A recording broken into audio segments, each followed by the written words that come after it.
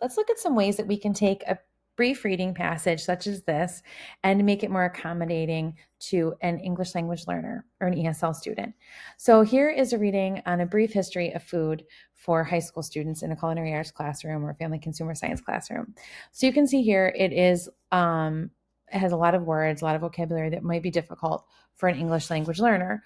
So what we can do here is we can ask ChatGPT to write this original passage at a lower reading level with high interest, low level for an English language learner. So let's see what we get. So we can write a lower level here, and you can look up like Lexile levels and things like that if you want. But in this case, it's giving us a lower reading level, and it included some vocabulary. So this is great because it makes it a little bit simpler, but it's not too childish for a secondary student, because oftentimes I feel like ESL students could be insulted if we're making them too simple for them. So it's nice to have the high interest, low level.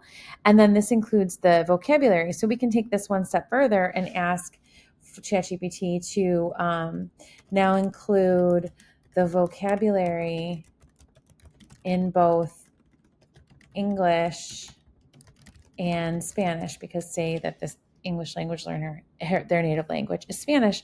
So here they're going to give them the vocabulary words in both, which is really helpful. And then you can also, and here they're making the passage in both as well. You can also ask for, now I need a graphic organizer that the student can use to compare the vocabulary in English and Spanish.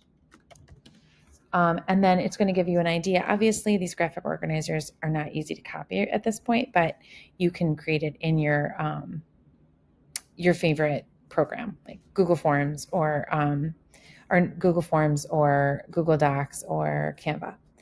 So here's a vocabulary graphic comparison organizer. And then they can draw a picture if they need to, or you can leave blank here and have them fill the definitions out in English. Another option, you could have the students match the English and Spanish vocabulary words as additional practice. So vocabulary matching exercise where they're going to match the words. And this you would want to plug in a table format. And this could be a great way for them to practice what they've learned as well. So here are some ideas for your English language learners in a high school classroom.